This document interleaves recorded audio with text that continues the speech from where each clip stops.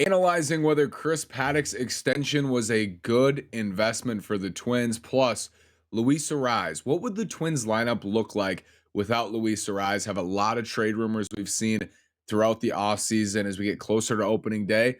Just wondering. It's all coming up on today's episode of Lockdown Twins. You are Locked On Twins, your daily Minnesota Twins podcast. Part of the Locked On Podcast Network, your team every day.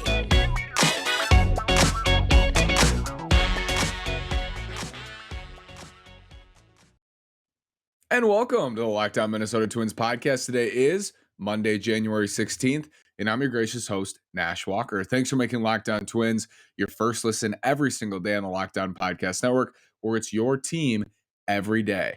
Was Chris Paddack's extension announced Friday night? Was it a good investment for the Twins? We're going to look at that body of work and look forward a little bit for Chris Paddack, who's, of course, coming off another Tommy John surgery, his second of his career. Plus, a lot of Luis Arraez trade rumors this offseason. And I get tweets, I get DMs, I see stuff, I see comments. A lot of people say, don't trade Luis Arraez. Well, what would the lineup look like without him? What would the team look like without him? And I'm going to give you a full view of what I think the vision would be were the Twins to trade Luis Arraez. I'll also give my opinion on whether I think they will trade Luis Arraez today. Chris Paddack, 3-year extension, $12.5 million. Chris Paddack, for those who don't know, under team control already through the arbitration process through 2024. So 2 years of team control. The Twins had control of him this summer and in 2024. 2 years. This extension extends that 1 year. So they buy out the first year of free agency. And this is how it's currently constructed per Spotrac and per Fangraphs. In 2023, he's guaranteed $2.5 million. He's barely going to pitch in 2023 if he pitches at all, coming back from Tommy John surgery. 2024, $2.5 million guaranteed as well. So back-to-back, $5 million combined in 2023, 2024. 2025, that bounces up to $7.5 million. Twins are assuming with that salary kind of on a backload that he's fully healthy and he's in the rotation as a mid-rotation starter in 2025 at $7.5 million. So overall 3 years, $12.5 million. They negotiated this contract with Scott Boras, Boras Corp. Why would Chris Paddack do this and wait an extra year to go to free agency? Well, one, cost certainty. He gets $12.5 million guaranteed in this deal. He's had back-to-back two Tommy John surgeries now in his career. This is going to be his age 27 season. He's still pretty young. He's only thrown 330 innings in the big leagues. So for him, you get some cost certainty, you get the $12.5 million, but also I think for Boras, who's always thinking about free agency for his clients, always thinking about maximizing their value in free agency, he thinks, okay, 2023 is kind of going to be a rehab year for Chris Paddack for the most part. 2024, he's getting his way back. You know, he will have not had pitched for a year and a half at the big league level, most likely. Maybe he does get in at the end of 2023. And then 2025, he's fully ramped for a full season, hopefully. That's the hope for both sides here. The Twins are hoping 2025, he's fully back and ready. And Chris Paddack and Scott Boras are thinking, well, if I'm back and ready in 2025, I would like to have a full season of work before I go to free agency, essentially. And he could go to free agency after 2024 and just sign a 1-year deal. But this gives them that extra trampoline year in 2025 at $7.5 million. They're basically taking a 1-year deal for 2025 at $7.5 million right now. They're just taking that certainty and not risking, a 1-year, $2-3 million deal because he barely pitches in 2023, because he struggles in 2024. They're locking in 2025 at $7.5 million. Benefits both sides that way, the Twins and the Paddack camp. I think this trade, Taylor Rogers for Emilio Pagan and Chris Paddack, blew up in every way possible. Taylor Rogers really struggled in San Diego, traded to Milwaukee. Emilio Pagan really struggled for the Twins for a lot of the summer in high leverage spots. Chris Paddack got hurt, after 5 starts. I believe he made 5 starts in 2022. Got hurt. Yes, 5 starts, 22 1/3. Second Tommy John surgery. This thing exploded in ways nobody really saw it coming. I didn't see it coming this way. I thought this was a risky deal. It was a deal I probably would not have done. And it's easy to say in hindsight, but I mean, who really won this trade? I don't know if anybody won. It looks like everybody kind of lost here in this trade so far. And because the Twins in this front office, they've liked Chris Paddack forever. Derek Falvey has liked Chris Paddack forever, and his front office has targeted Chris Paddack throughout his career. They're getting that extra year, and I think they're trying to get more value out of this trade, like make lemonade out of lemons here in some ways, rather than Chris Paddack, throws 100 innings total for the Twins, goes to free agency, and they just never got a chance with him. They want to get him for at least one full season, and 2025 is the best bet for that right now to get a full season out of him. It's not going to happen this year, and 2024 is also a question mark. So you get that in 2025, or you're banking on that for 2025 with Chris Paddack, and you're trying to get more value out of this thing. Chris Paddack has made 65 starts in his career, 330 and a third, 420 ERA plus at 97, 3% below league average. His FIP, though, is below 4 at 394. Chris Paddack, I think a healthy Chris Paddack in his career has been a 3 or a 4 in a good rotation, but there's hope for upside. He pitched well for the Twins. You look at the ERA, it wasn't great at 4.03 in 5 starts, but he had a 172 FIP because he gave up 0 home runs in 22 and a third. And I think the Twins were hoping target field, he's got a great changeup, reverse splits, their type of guy, make some tweaks. Maybe they did early on, and then he got hurt, and they're still hoping for that upside. He can hump it up there, 95, 96, pretty good stuff. Good changeup. Like I said, reverse splits, meaning he's better against lefties than he is against righties because his best pitch is a changeup. He was awesome in 2019 for San Diego. I think the Twins are betting on the upside here for Chris Paddack, and that's why they agreed to do this extension. Coming off his second Tommy John surgery, an important factor throughout the offseason I've brought up continuously, and I will continue to bring up as we talk about the Twins making additions in the rotation or extending somebody or doing anything with the pitching staff. The Twins are losing 3 starters to free agency, most likely after the season, and Tyler Mahle, Sonny Gray, and Kenta Maeda. So you have to start thinking about the future rotation. I think it's really, really optimistic to just pencil in Chris Paddack for 2024. And that's kind of the same thing with Kenta Maeda. Like, is it really optimistic to just put Kenta Maeda into the rotation on opening day in 2023? That's what it's going to be like with Chris Paddack in 2024. Very, very similar. And it seems optimistic. It seems like it's wishful thinking on both of those things. Tommy John surgery, you never know how guys first come back. Sometimes it takes time. Sometimes they come back okay. Other times the command isn't there, the velocity is not there, and they have to work their way back. It's going to be similar in 2024. We're going to be going into 2024 with a question mark on Chris Paddack, and they're just hoping to get enough value out of 2025 that exceeds the contract salary in the extension.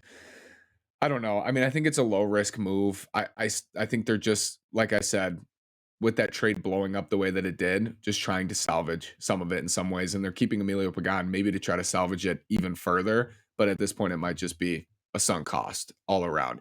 After this word from BetOnline, Luis Arraez. What would the Twins look like without Luis Arraez in the lineup? Sounds like the Twins are going into arbitration. I'll tell you about that in a little bit more after this word from betonline.net. BetOnline.net is your number one source for sports betting info, stats, news, and analysis. You can get the latest odds and trends for every professional and amateur league out there, from pro football to college basketball to the NBA to hockey to the World Baseball Classic coming up. We've got it all at betonline.net. And after you make Locked On Twins your first listen today, and you make Locked On MLB Prospects your second listen today, you can head on over to BetOnline. If you've already listened to Locked On MLB with our friend Sully today, they have sports podcasts at betonline.net as well. You can head to the website today or use your mobile device to learn more. BetOnline is where the game starts. Really easy to use on your phone or desktop or iPad, whichever you prefer to use, whichever device. BetOnline.net has you covered, and they just came out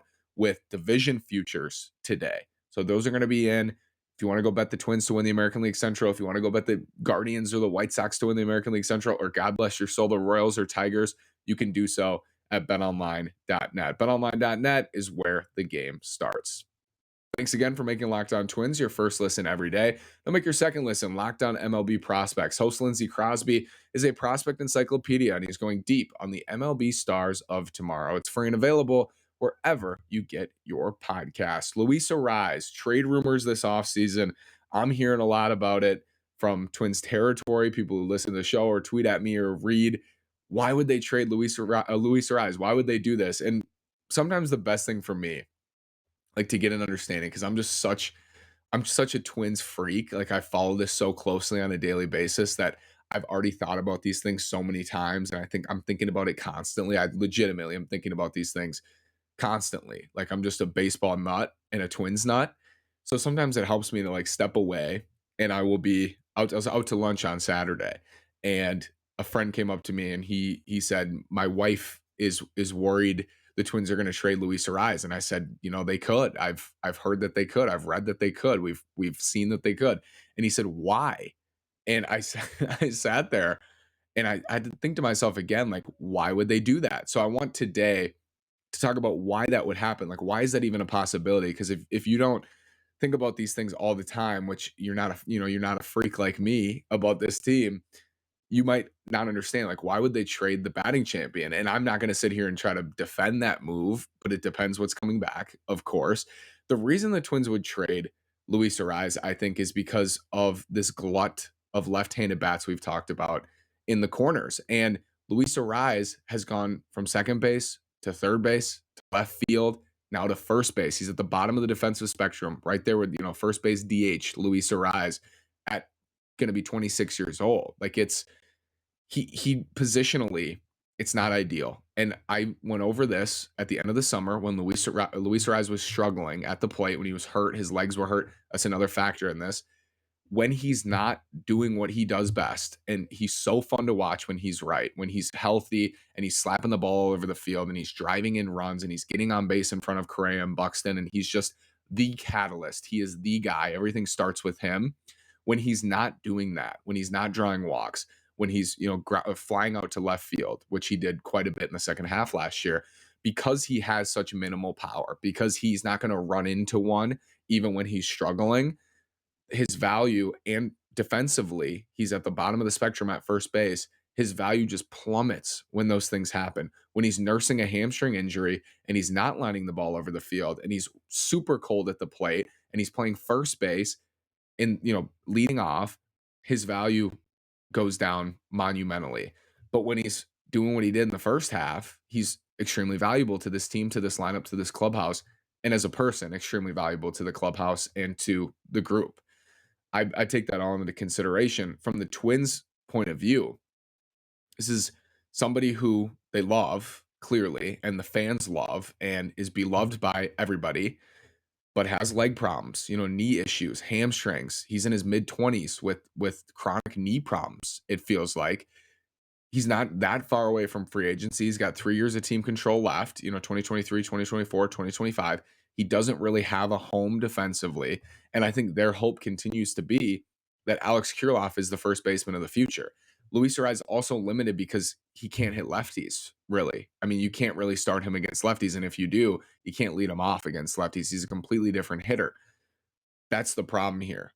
From the Twins' point of view, maybe not a problem, but just a reason why they would be willing to part with Luis Arraez. John Heyman of the New York Post reported that the Twins were unwilling or were hoping not to part with Luis Arraez for Pablo Lopez. And I've publicly said on the show, on Twitter, writing, I would not trade Luis Arraez in a package for Pablo Lopez because I just don't think he has enough upside to warrant that subtraction from the lineup. Luis Arraez has a lot of value to the Twins lineup. He does, just overall, in a full season's work, he does. He's, like I said, the catalyst to this group.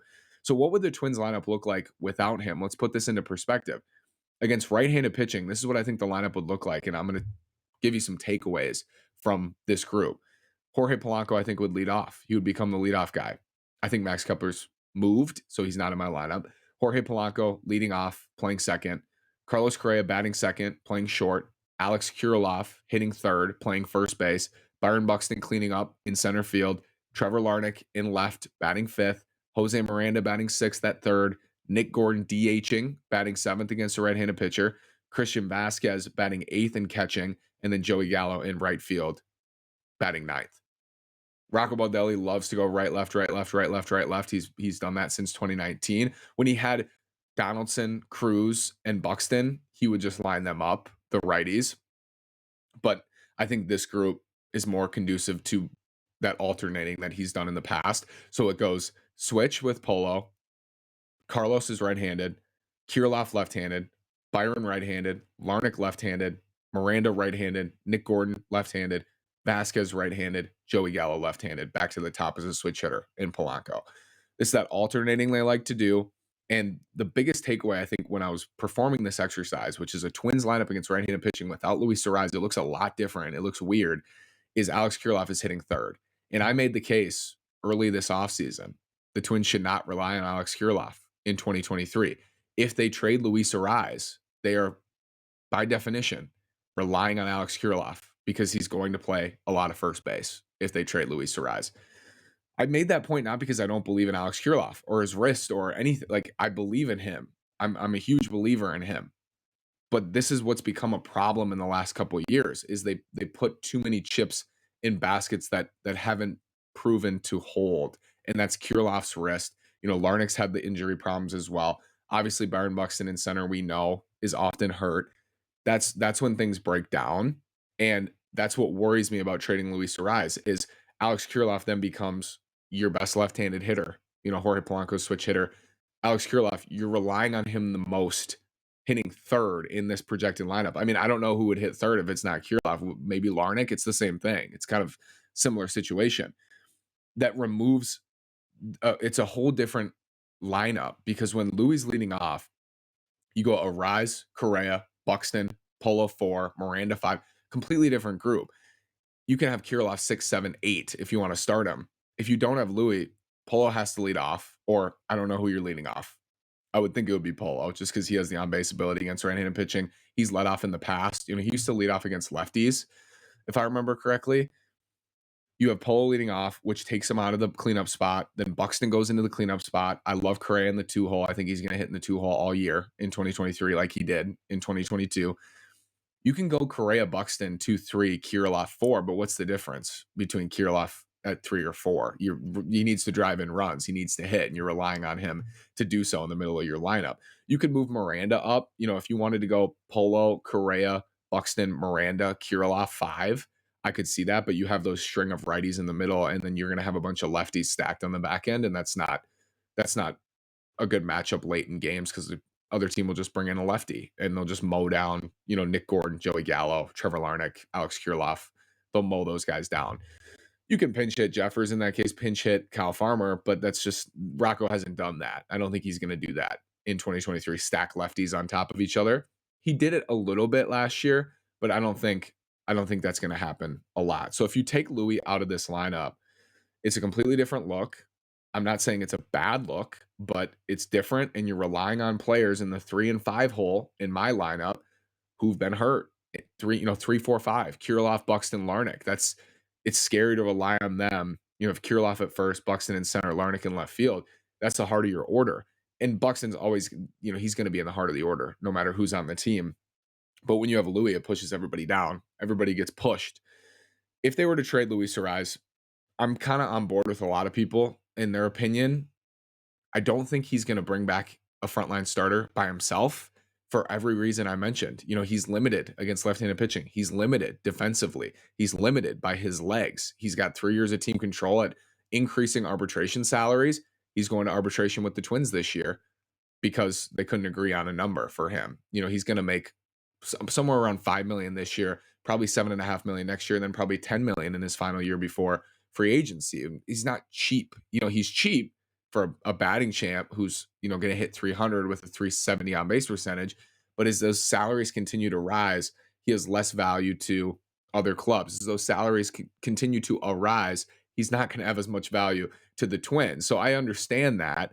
And I knowing that, I still think that his value in the lineup is such that he needs to bring back, if you have to package him with somebody else to bring back a true frontline starter, somebody who's today a number one, then I'm going to consider that.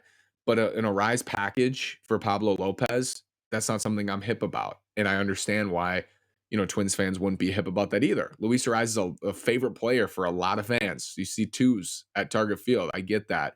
He's beloved. So, the lineup, I don't think it would be doomed without him. But I think if you're going to trade him, I'm open to it. I'm not saying they absolutely cannot trade him. I don't think I would say that about anybody, honestly. Guys who could be traded. Buxton's got a full no trade clause. Obviously, Carlos has a full no trade clause. But everybody else, like, I'm going to be more hesitant on some more than others. But there's nobody in the org who I would say, oh, not for anybody. Oh, he's untouchable, not for anybody. I don't think that's the case for anybody. I think they would trade Luis Arraez in the right deal for them. And if that's in a deal for Pablo Lopez, I would argue that that's not the right deal for them right now. And, the fact that we haven't seen it go through when we're in the middle of January tells me that it may not happen. It might not. And we'll analyze it when it comes. But my point today is if you're going to remove him from this lineup, A, it's going to look way different. B, that doesn't mean it's worse, necessarily if you get the correct steps forward and health from these guys. And if it helps you in another area, the team overall doesn't look worse per se. But C is it needs to be for a legitimate difference maker, That includes bats. Like, I know we've talked a lot about frontline starting pitching, but I think another reason we haven't seen a lot of starting pitching trades is because these teams hold on to their starters. And the teams who have rebuilded in recent seasons have traded their frontline starters in Tyler Mahle, Sonny Gray, Frankie Montas. List goes down. They've traded those guys away, guys with frontline upside or who are currently frontline starters. They've traded them away.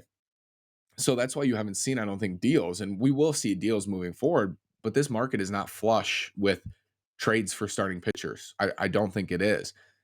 I'm open if it brings you back somebody who's a better fit on the roster because they have a lot of corner bats. Luis Arraez is one of them now.